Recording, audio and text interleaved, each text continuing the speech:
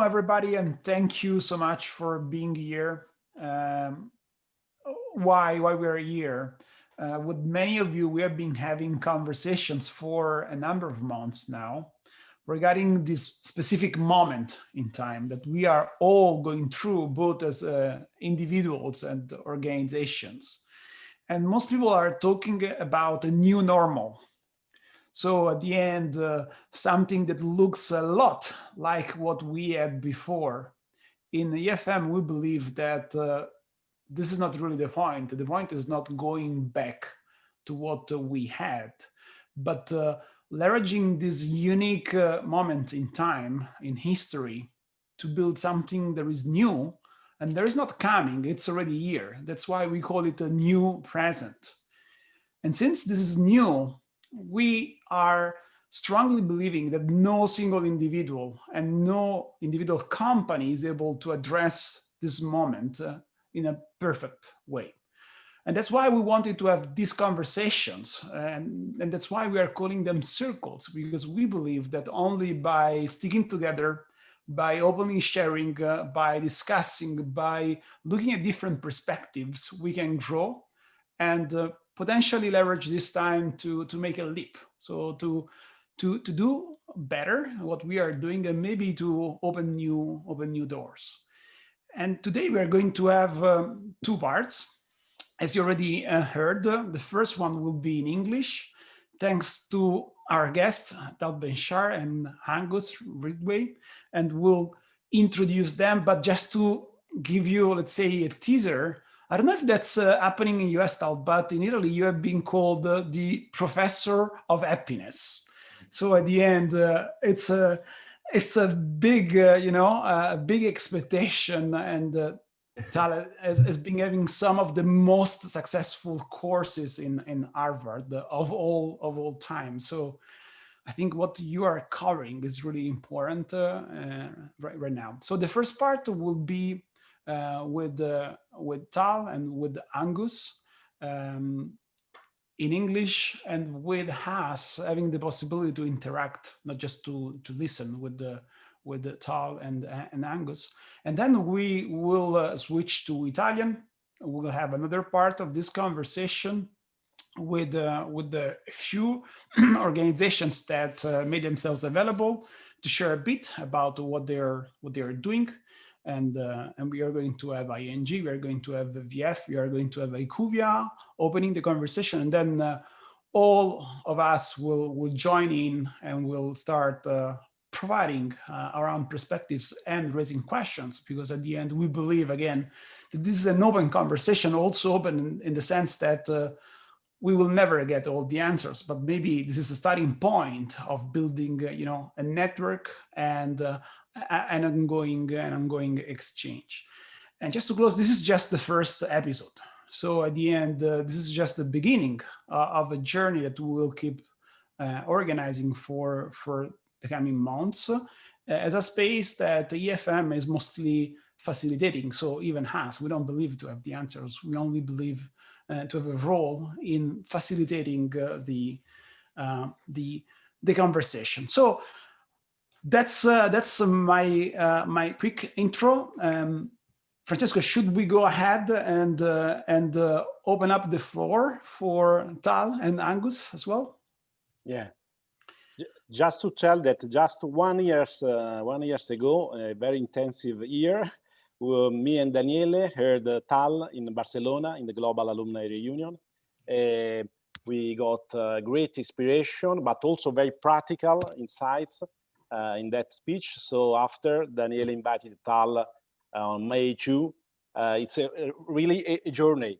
And Tal introduced to Angus, and we discovered Potential Life, a great company, very important for these moments. And also we signed a partnership with Potential Life. We discovered all this value. Also, Tal and Angus wrote a very important book, Joy of Leadership, and I think it's very useful to share with our partners. Great. Yeah, thank you. Yes. So as Francesco was saying, we invited Tal and Angus to to be with us today. And this first session will, let's say, set the stage for our subsequent conversation. And I know that Tal will cover, together with Angus, a bit, let's say, the specific challenges that we are going to have, that we are having, but also, let's say, how to address those challenges in terms of resilience, in terms of connectedness, in terms of trying to be happy with these challenging times, and together with Potential Life, and maybe you can share a couple of words about it. You are addressing this big space, big important space right now. So let me just give the stage to you, and then we'll all react to it and ask some questions. Tal and Angus, please. Thank you so much. So we're very happy to have a chance to chat with you today. I think we will probably talk for maybe 20 or so minutes and then leave 20 minutes for talking. But if we want to just keep on talking right now, that's just fine. So we can be really as dynamic as we want. There's no problem with that. So the title that we kind of chose today was this idea of bouncing back higher. And the most important word there is higher. And so just keep that thought in your mind as we go through today's session, because this is really where our thinking is at today. Now, maybe just a word of introduction for Tal and myself. So in a way, Tal and I, we are the dream marriage because we're very different to each other. We met and founded Potential Life in 2011, so almost 10 years ago.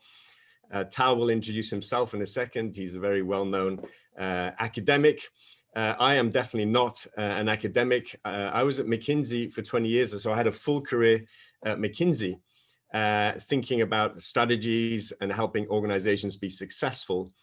What happened to me was that as my career progressed at McKinsey, I was seeing that the world of work was changing. And to be honest, I could see that strategy, pure strategy, isn't everything that it's made out to be if you don't also have amazing people to put this strategy into place. And so my center of focus started to shift away from strategy to let's look at the team.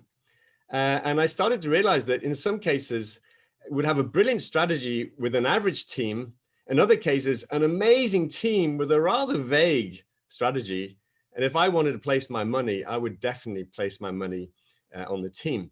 And so the question I was starting to ask myself is, what is this changing world of work?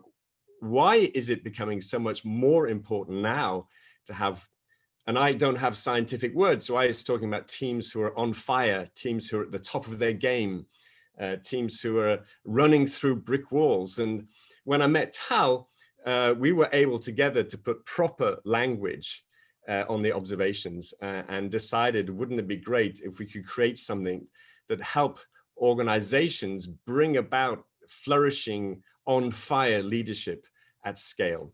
So this is what we do at Potential Life.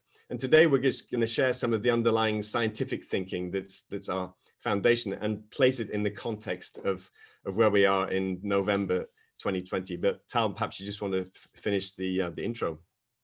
Yeah. So Angus and I met at a McKinsey event. I was then running around and giving lectures, and many of them in organizations. And we sat for dinner after the presentation. At least on my part, it was love at first sight. And we talked about it and realized that both of us were facing very similar challenges. So, we could come into an organization and give a talk to 100 people or 1,000 people and get people very excited about the topic of happiness or leadership development. But then we would leave, and if we came back a month later or 6 months later, we would see very little, if any, change as a result. So on the one hand, there was scale. We could address many people, but there was no impact, or at least not enough. On the other hand, we could work, and we did work one-on-one with CXOs, and whether coaching, consulting, and we did have impact, but there was no scale. And what we talked about then, would it be possible to have the best of both worlds? How can we attain impact at scale? And we didn't know it then, but that is when Potential Life was born. And this is what we do. We go into organizations. We have programs, long-term programs, and bring about impact, and through technology, doing it at scale. Thanks, Tom. So let me just share one slide now. I'm going to open up my screen share, and we won't have many slides, but sometimes it just helps create visual metaphors. And I want to just share a slide that describes the world of work as we were seeing it already 10 years ago, and people at that time thought we were a little bit crazy, to be honest. So hopefully you're seeing a slide there that says the new world of work is transforming the workplace. Now, this slide is obviously just an image, but it captures a lot, because it wasn't so long ago that the world we were all in was on the left side of this page. And what do you see here? You see structure. You see stability, temporal stability, so stability over time, which means that you can give people clear role descriptions and people can just get on with their job. Now that structure has had many frustrations, but it also provided safety, security, some kind of protective cocoon for protection against burnout. Now we've shifted. This started already 10 years ago with globalization, with technology, with different types of deregulation. And today the world of work is more like a swirling mass of constantly changing, overlapping networks. That's the world that we're in. And there are two fundamental implications that we need to integrate when we acknowledge this shift. The first one is the monkey, and excuse me for this English idiomatic expression, but the monkey is on our back, every one of our back, to think about how we look after ourselves. Before we could rely on the structure and this notion of work-life balance. I have a work life and I have a non-work life, and I will park my work life there and it will look after me. That's gone. And so the big point here is the world has gone from a world where it was okay simply to function and to get on with the job, to a world where you have to be flourishing. And if you're not flourishing, then you are floundering. And so there's been a sort of separation between the people who are on fire and the people whose head is falling underneath the water. And so this notion of increasing returns to flourishing is really happening. And this is why when I was doing my strategy work, everybody was looking for organizations full of people who are on fire, because we don't have an algorithmic structure to explain to people what to do. So that's one very important implication. The second implication is that the primary dimension of the organization has gone from being the structure to the network of relationships. And so the new way to think about your organizational setup is like a lattice of relationships. And you should be asking yourself in your organization, across your organization, how many intimate professional relationships do my people have with each other? Be mathematical about this. If you have 300 middle managers, do the math. Does each manager have 5 intimate professional relationships or 150? Because when you multiply up, the numbers come out completely differently. And the leading organizations have started to realize this and realize we need to foster a lattice of relationships. It's the glue of the 21st century organization. So this was some of the underlying thinking that was going on. Now, I've been deliberately being non-scientific so far in the language I'm using, because I want to describe it in a way that at least I understand. And what we're going to do going next is talk about, okay, scientifically, what does this mean? What can we do about this? But before we do that, I just want to sort of contextualize where we are today, 2020, November 2020. And just remind ourselves that in the last economic downturn, it was already clear that the winners from 2008 were already turning the corner during the downturn. So the future winners 7 or 8 years later, they move very, very fast. And at the time, we referred to those as the resilience. Now, where Tal and I are today is we're not convinced that resilience is enough. And we may need to be thinking more expansively than just being resilient, which is sort of bouncing back. But I'll hand over to Tal now, and he can just walk us through how we should be, or could potentially be thinking about this. Yes, so as you can imagine, being in the field of happiness now is quite challenging. Many people are saying to me, what's the relevance of happiness now? One of my friends recently said to me, Tal, shouldn't we quarantine happiness, at least until all this is over? And he has a point, but my answer is still no. And here is why. Because today, the purpose of the science of happiness is to help us become more anti-fragile. What is anti-fragile? Anti-fragile is what we've come to call resilience 2.0. So resilience 1.0, it's actually a term taken from engineering. Resilience is the ability of an entity, of a material, to go back to its original form after you put pressure on it. So you have a piece of rubber, you squish it. If it's resilient, it goes back to where it was before. Or you have a ball, you drop it. If it's resilient, it bounces back to where it was before. This is resilience. Anti-fragility takes this a step further. An anti-fragile system is something that you put pressure on, and it doesn't just bounce back to where it was before, it bounces back higher. Or material, if it's anti-fragile, you put pressure on it, it doesn't just go back to its original form, it becomes bigger, stronger, better.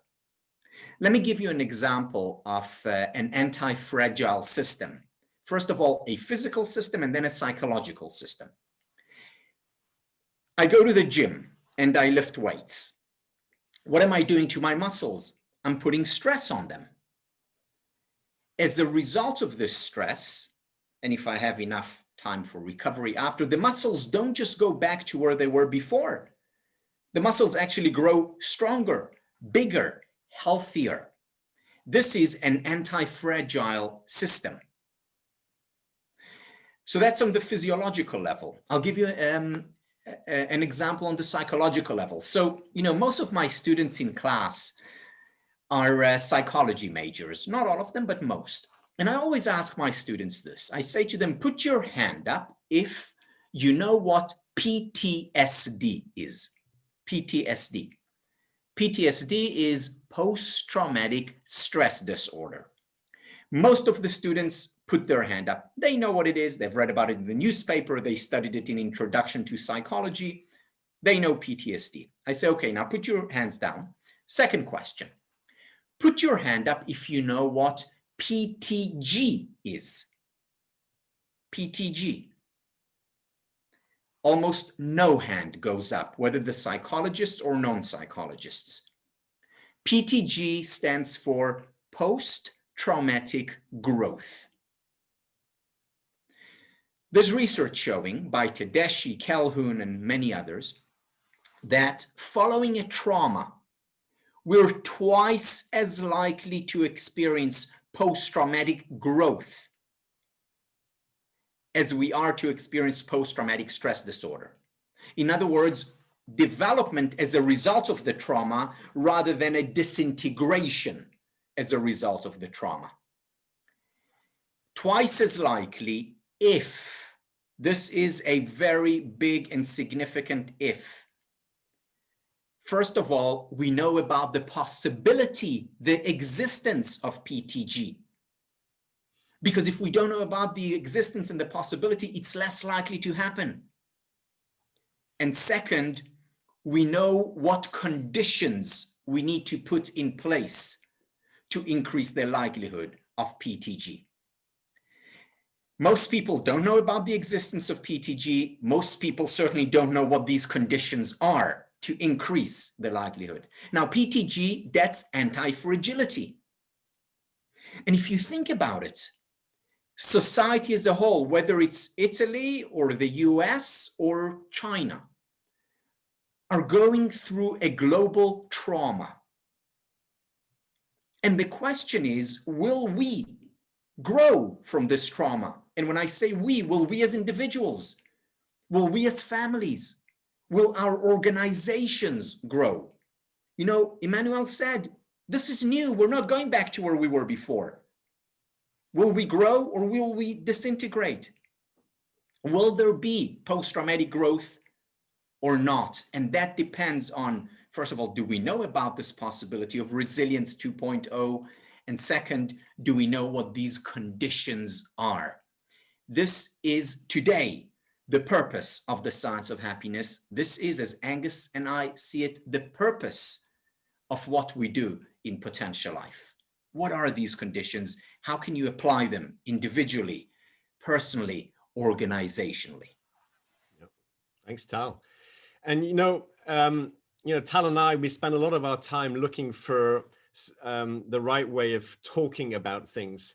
And at the moment, everybody is thinking about the recovery and using different letters to describe the recovery. Remember, we sometimes talk about a U-shaped or a V-shaped or a W-shaped recovery.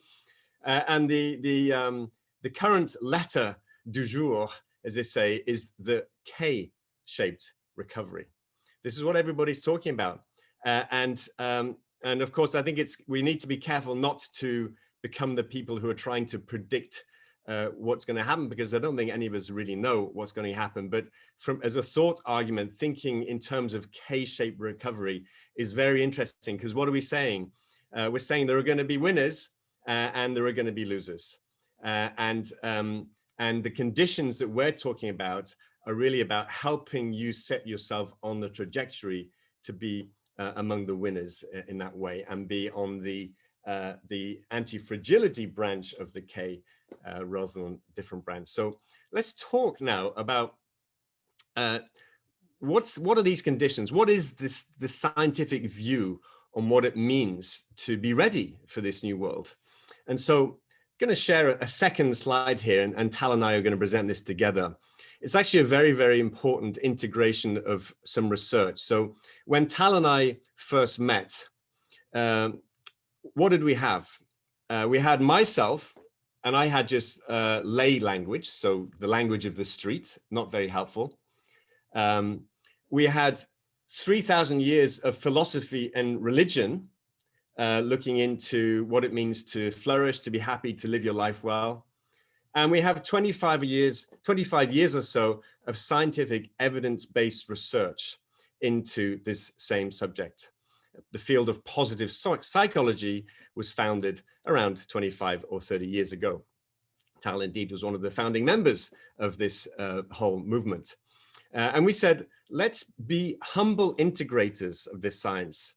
Humble in the sense that we're not trying to push our own research particularly, and integrators in the sense that we want to be as totally representative of this science and create something that we can all look at and say, that makes sense, that's going to help me.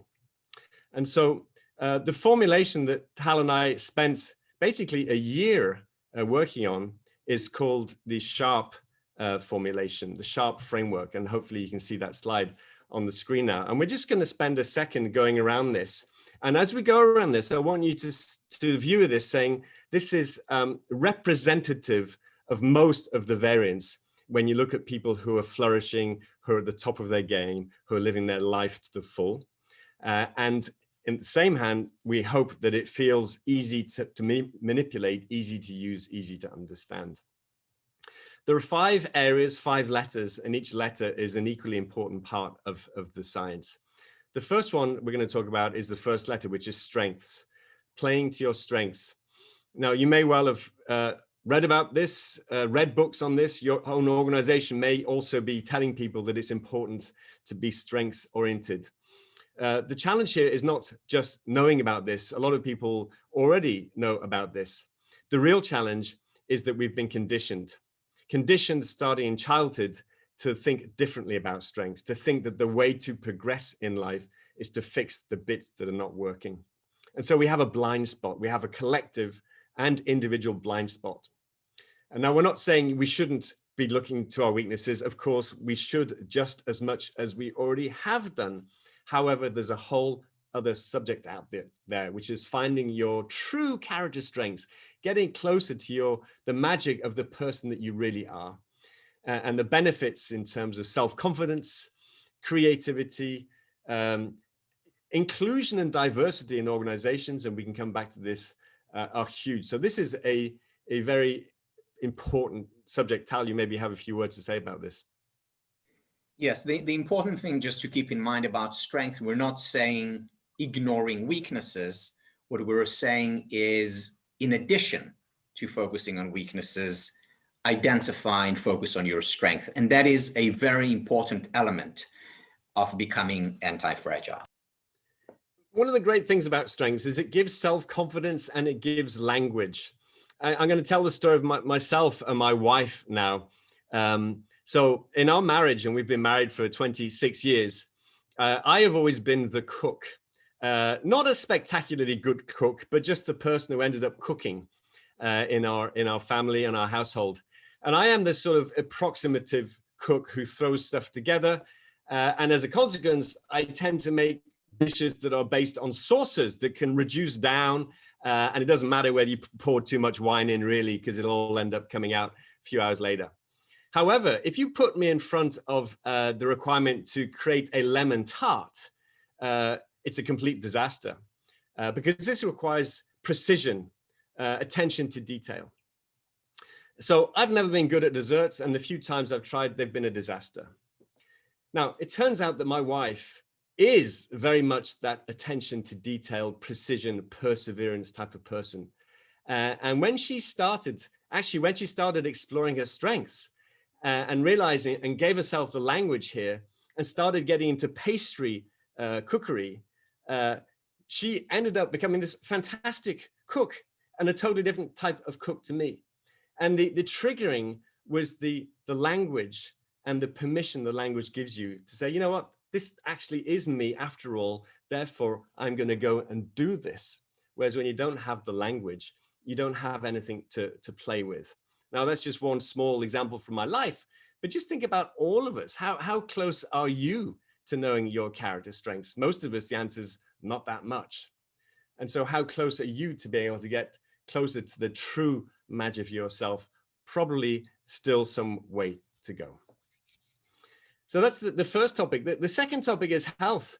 Now, we're not talking about health in the sense of going to visit your doctor, which of course we should all do, but we're talking about the relationship to stress and what we can do about a stressful world. Stress isn't going away. So anything that tends to demonize stress is approaching stress in the wrong way. It's not going to go away because we're demonizing it as though it's all bad. Also, a lot of stress is necessary and good for us. The secret here, or if you like, the blind spot here, is that we tend to view energy management as something that's out of our control. So when you see a person who has lots of energy, perhaps a family member or a colleague, you might say, aren't they lucky? Or perhaps aren't they annoying with all this energy they have, as though somehow it's just given to them. The answer when it comes to energy is that we all can manage and fundamentally step up our levels of energy in our lives. And it's by doing this, by owning the energy question, that we can embrace what is a very stressful world and reduce the chances of burnout, but also maximize our overall flourishing. And this is a fundamental shift in responsibility, whereas we've had a tendency to say the organization needs to protect us from stress. Work-life balance needs to protect us from stress. Systemic things are the answer. And what we're saying is fine, but there's something else that we can and should be doing in terms of how we manage our own energy levels. Tal. And sometimes what we can do are very small things to manage stress. So for example, we know that with exercise, when we lift weights, in order for the muscles to grow, for us to become anti-fragile, we need to take some recovery. Similarly, in our day-to-day life, if we have short periods of recovery, it could be a 15-minute break or even 3 deep breaths. These small changes can make a big difference if they're applied consistently. Yeah. The third area we call absorption. So think about this. We are all terribly distracted a lot of the time. When we're sitting in front of our computer, we spend a lot of time just flipping in between the tabs, waiting to get started. When we think that we're multitasking, actually, a lot of the time, we're zero tasking. We ain't doing anything. We're just kind of waiting to get started. And so what's going on? It's as though we are throwing out of the window every single day, several hours of our life, just thrown away. There's an opportunity that we have, which is to bring those hours back into our lives. And you can choose what you do with them. They belong to you, those hours. You can maybe decide to use them to be more productive or to recover or to sleep. They belong to you. But the opportunity is to go from multitasking that in reality is zero tasking to more of a serial monotasking through mindful engagement in what we're doing. And it's such an opportunity for all of us all of the time. And one of the challenges about mindlessness is we don't realize that we're being mindless because we're mindless. So we don't have the mindfulness that allow us to see the fact that we're being mindless. Huge opportunity for all of us. Tal? One of the things about the model that we're presenting is that the elements are interconnected. So if you introduce mindfulness, more presence into your day-to-day activities, you're also getting more time for recovery. You're better dealing with stress. Also, when you are performing, you're performing better. In other words, you're not just happier for it, you're also gaining more traction in terms of your work. Two sides of the same coin. You're happier and you perform better. Yeah. So then we move on to relationships. So this is obviously a word that we understand, but what we're talking about here is acknowledging that the world of work has changed. And in this new world, the question should not be, am I a leader or am I your leader? The question is really, why would anybody want to be led by me? Because if somebody doesn't like you in today's world, they can just get up and walk. That's one of the implications of the destructured world that we're in. And so what are the things that we can do to raise the level of affinity towards me as a leader? And here there are two very important things that need to go together, but people tend to view them as opposites, hence the counterintuitive thinking. And those two things are positivity and authenticity. People tend to view them as opposites. For example, I can be very, very direct with you, but it's necessarily going to come out a little bit negative. So high authenticity, low positivity. Or I can be very nice to you, but I'll necessarily be holding something back, i.e. not very authentic. Now, they don't have to be opposites at all. What people really want is to know that they're being treated directly, they're getting transparency and hearing it straight, but in a kind and caring way. And that's the formula for answering the question, why would anybody ever want to be led by me? You know, today to talk about relationships is of course more complicated because so many of our relationships have been relegated to online interactions. At the same time, it's important to talk about relationships, and it's important to at least sustain, if not improve, our relationships. Why? Because the number one predictor of happiness, the number one predictor of anti-fragility relationships, our ability to support and be supported. So talking about it and finding creative ways of sustaining and growing relationships is important. Yeah, and then the final topic here, and then we'll just open up for a conversation. Purpose. This has to do with the why question. The why do you do what you do question. Not the big meaning of life, but rather the meaning in life every day. When I get home from work today and say, why did I do today's day of work? What do I say? What types of answers do you come out with? Was it just I'm paying the rent kind of day? Or was there something bigger than me, a calling, a vocation? Now, the point here is there's many things we can do in terms of building the muscle to proactively and consciously reframe how we are seeing what we're doing, to put meaning into our lives rather than wait for the meaning to be given to us. And this is hugely important because people who operate with this higher sense of purpose gain massively in terms of enthusiasm, conviction, courage of your conviction, not taking no for an answer, perseverance. But also there's something very powerful is that people who do not have a strong sense of purpose tend to become exhausted. Why? Because they do too much. And why do they do too much? It's because they don't know what not to do, because they're not being guided by that sense of purpose. So this idea of decluttering, because you have a clear guide in your daily purpose, is fundamental, liberates energy. And it's just another example of how the 5 letters of Sharp, and in many ways are very interlinked. And so this is really more of a system than 5 themes. And so what you have here is really as Tal was talking about, the conditions that allow us to think much more proactively about what's going to help us be on the upper branch of the K, as an organization and as individuals, as we think about what happens next. And we can talk for much longer, but maybe we should just stop now. It's perhaps been a little bit more than the 20 minutes we said it would be, and just delighted just to open up for comments, questions, and take the conversation wherever it needs to go.